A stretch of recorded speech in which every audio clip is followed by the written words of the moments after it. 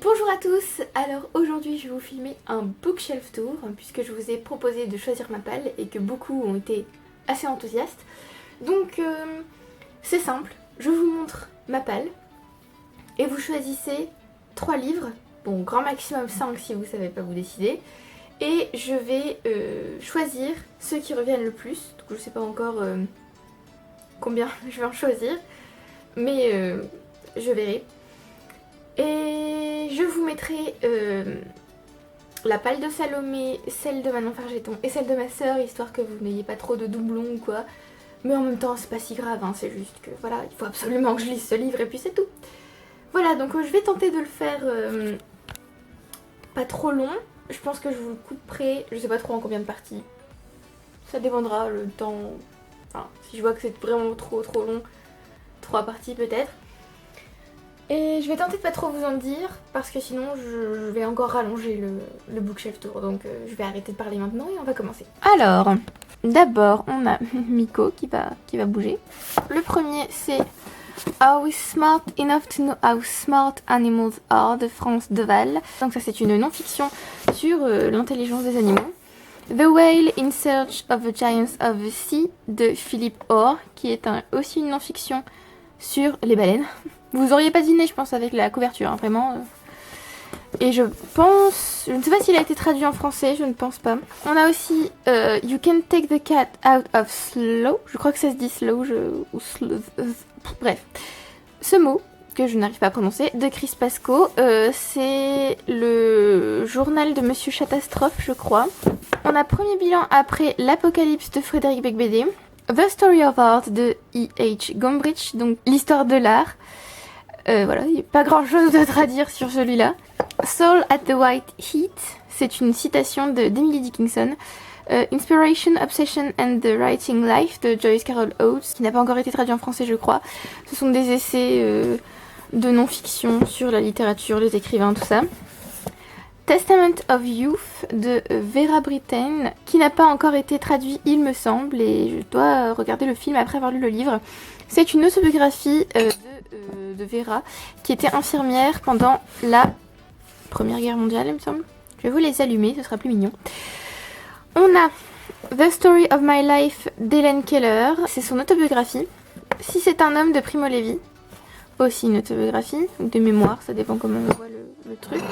C'est très bon lourd. Vivre pour la raconter de Gabriel Garcia Marquez, qui est aussi son autobiographie ou ses mémoires. Traveling to Infinity, The True Story... Héhé, la guirlande est tombée. The True Story Behind the Theory of Everything de Jane Hawking, c'est sa vie et son histoire avec Stephen Hawking. J'aurais peut-être dû débarrasser mes étagères avant de tourner. Je meurs d'amour pour toi, lettre à l'archiduchesse Marie-Christine 1760-1763 d'Elisabeth de Bourbon-Parme, édité par Elisabeth Badinter. Donc ce sont des lettres d'amour entre deux femmes. L'amour en plus d'Elisabeth Badinter, un essai sur l'amour maternel. Love and Friendship d'Alan Bloom. Bon, c'est dans le titre, hein, c'est sur l'amour et l'amitié dans la littérature, donc c'est encore de la non-fiction, puisqu'en fait j'ai rangé mes étagères par genre, donc là vous êtes exclusivement dans la non-fiction. The View from the Cheap Seats de Neil Gaiman, ce sont des essais sur un peu de tout, il me semble. Oui, il parle un peu de tout, donc voilà. Espèce de miscellanée de Neil Gaiman. Mange prix M d'Elizabeth Gilbert, qui est son autobiographie, ses mémoires, comme je vous dis, peu importe. Plaidoyer pour l'altruisme, la force de la bienveillance de Mathieu Ricard, un essai sur l'altruisme. Et donc vous n'auriez jamais deviné avec le titre, j'en suis sûre. Le livre du voyage de Bernard Werber, qui apparemment est très spécial et que je n'ai pas encore lu parce que je n'ai pas encore trouvé le temps de me poser vraiment pour le lire.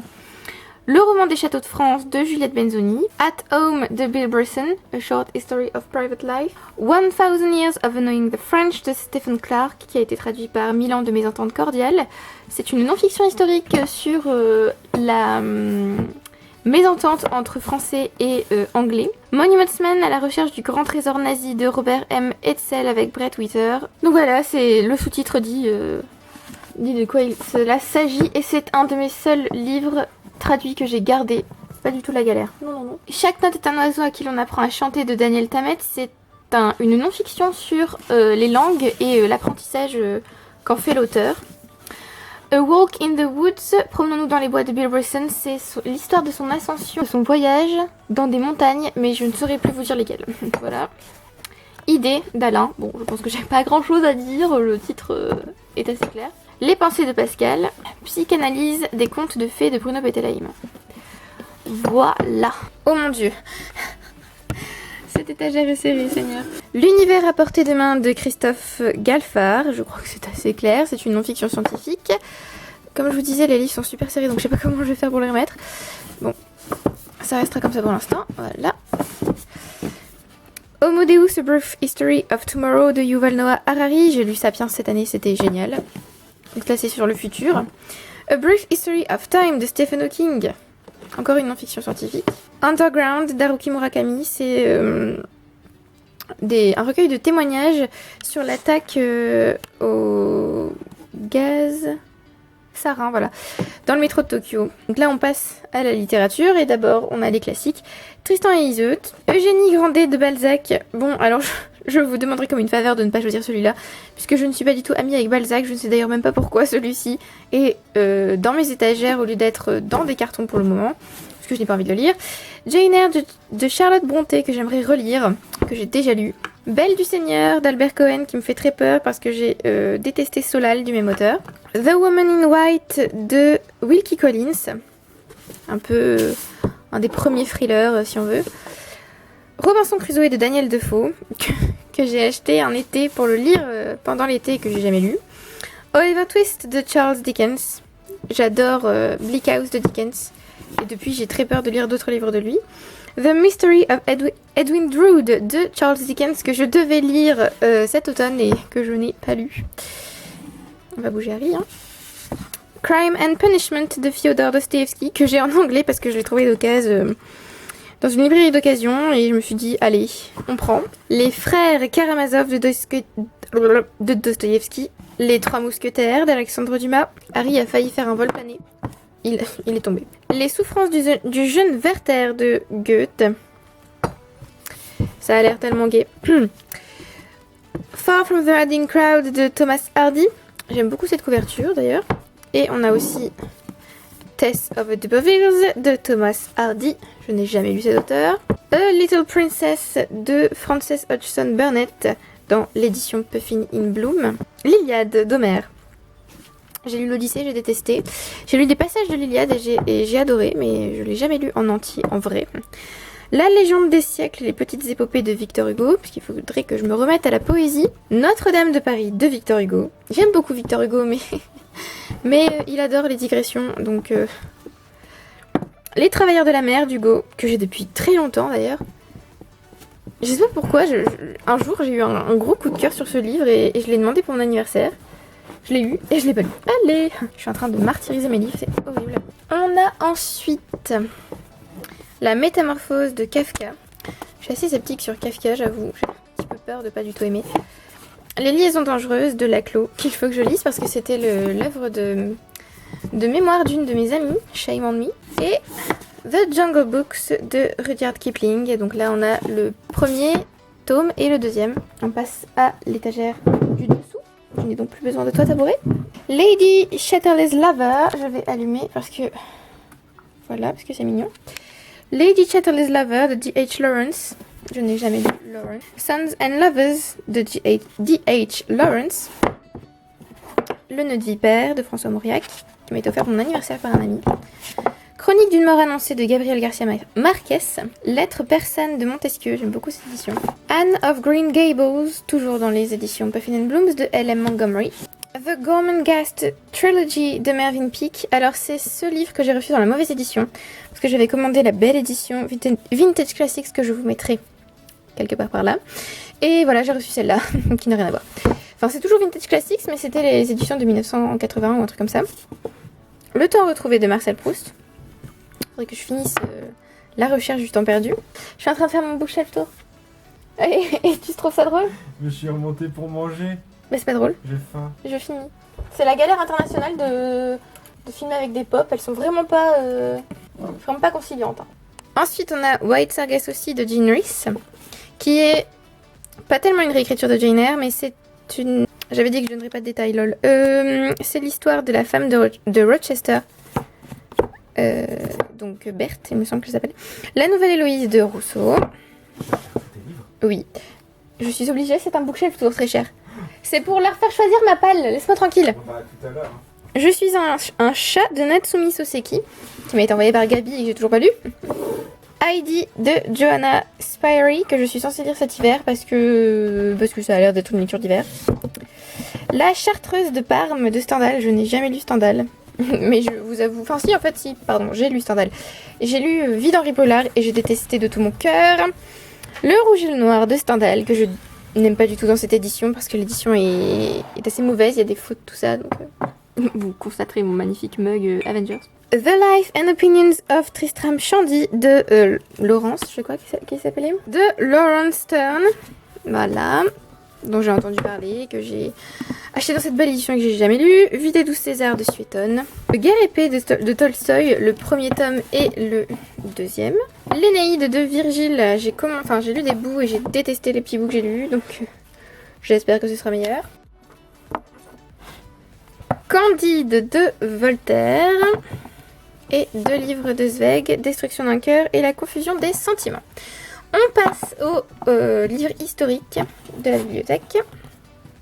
On a The Clan of a Cave Bear de Jean M. Howell. C'est le premier tome de sa série Earth Children, donc c'est Les Enfants de la Terre, tome 1, le clan de l'ours des cavernes, je crois. Et j'ai le tome 2, La vallée des chevaux, H, de Laurent Binet sur Himmler, il me semble. Ça tombe, je dis n'importe quoi, c'est sur Himmler, voilà. Le bal des louves, tome 1, La chambre maudite de Mireille Calmel. La passion Lippi de Sophie Chauveau. Girl with a Pearl Earring de Tracy Chevalier, je suppose, en anglais. Elle s'appelait Sarah de Tatiana Doroné, sur la Seconde Guerre mondiale. Et je pense que tout le monde connaît la chanson de Goldman. Les Rois Maudits, tome 1, Le Roi de Fer de Maurice Druon. J'adore cette édition et je pense que je ne trouverai pas les autres dans la même. C'est bien dommage. La course à l'abîme de Dominique Fernandez. C'est une fiction sur le Caravage. Mais comment c'est possible? Je range mes livres et ça ne rentre plus après, je ne comprends pas. Fall of Giants de Ken Follett, vu que je n'ai jamais lu l'auteur, j'ai acheté ce livre il y a très longtemps, d'occasion, ça se voit. The Lady of the Rivers de Philippa Gregory, c'est le premier tome de sa série sur la guerre des 2 roses en fait. Chronologiquement parlant, c'est le premier. The Taming of the Queen de Philippa Gregory. Là, c'est plutôt sur les Tudors. What of Elephants de Sarah Gruen. Les Bienveillantes de Jonathan Little. J'ai entendu tellement de mal de ce livre. Enfin, tellement de mal. En fait, une prof en a parlé en mal pendant un cours et vu ce qu'elle disait, j'étais là genre, mais calmez-vous. Enfin, ne vous énervez pas comme ça va pas ou quoi. Et la plupart des lecteurs, enfin des élèves allaient dans son sens en disant que c'était scandaleux d'avoir écrit un livre pareil et qu'il n'avait pas le droit, tout ça. Enfin bref, donc voilà, ça m'a encore plus intriguée, j'ai encore plus envie de le lire. Wolf Hall de Hilary Mantel sur les Tudors aussi. Je pense que vous pouvez constater que j'aime beaucoup les Tudors. The House at Riverton de Kate Morton. Ça va plus rentrer. Ah, ne soyez pas choqués, d'accord? Suite française d'Irène Nemirovsky. Midnight Children de Salman Rushdie. Je crois que c'est Les Enfants de minuit, tout simplement en français. The Help de Catherine Stockett, que j'ai déjà lu mais que je voudrais relire en VO. En historique, on a Marie-Antoinette de Stéphane Zweig, qui est une biographie, mais je sais pas si c'est tout à fait une biographie. Si, c'est une biographie. Mais je l'ai mis dans les historiques et pas dans les non-fictions, c'est pas grave. On passe au contemporain. Alors, on a The Five People You Meet in Heaven de Mitch Albom. J'ai ce livre depuis tellement longtemps, je sais même plus de quoi il parle, c'est génial. Aristotle and Dante Discover the Secrets of the Universe. Je suis pratiquement certaine que ma soeur va le mettre dans sa liste, dans sa palle. Alors là, ça sert à rien que je vous le sorte vraiment, mais c'est The New York Trilogy de Paul Auster dans l'édition Folio Society. Voilà, donc je vous le montrerai si vous voulez plus tard, mais vu que cette vidéo va déjà durer 3000 ans, on va peut-être éviter.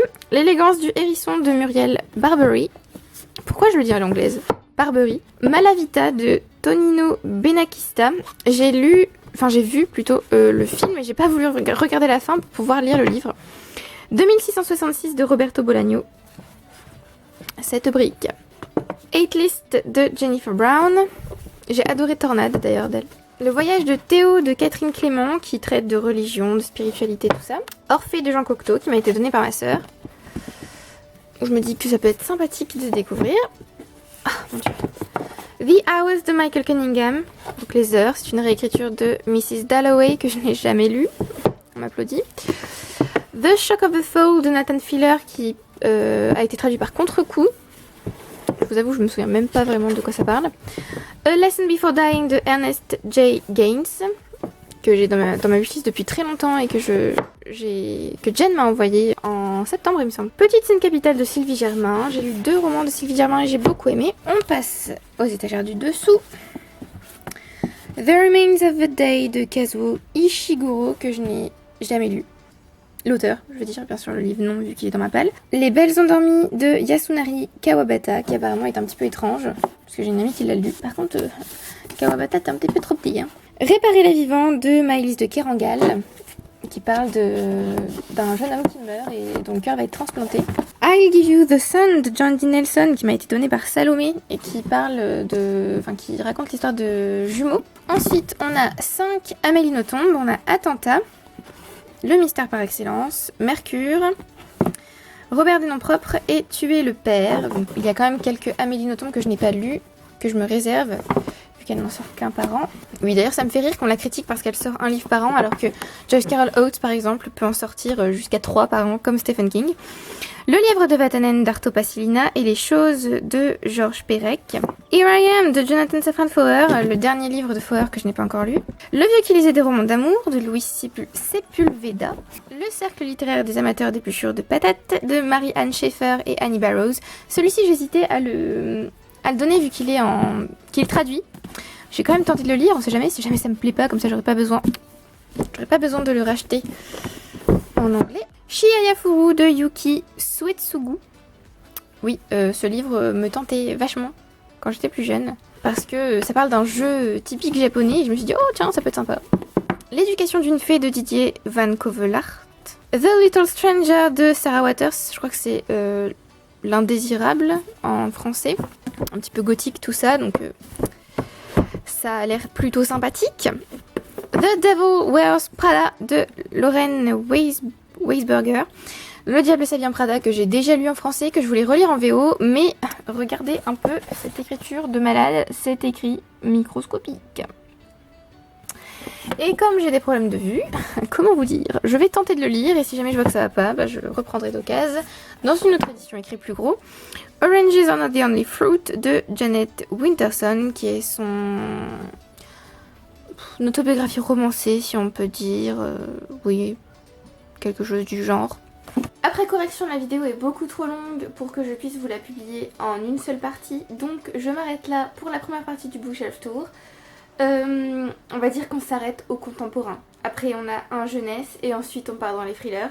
Donc la deuxième partie du vlog commencera par les thrillers et je crois qu'elle s'arrêtera à la science-fiction, si je ne dis pas de bêtises. Voilà, donc merci beaucoup d'avoir regardé la vidéo jusqu'au bout. Merci à ceux qui aiment, qui commentent et qui s'abonnent. Et j'espère que vous trouverez de quoi alimenter vos listes pour ma palle 2019, je n'en doute pas.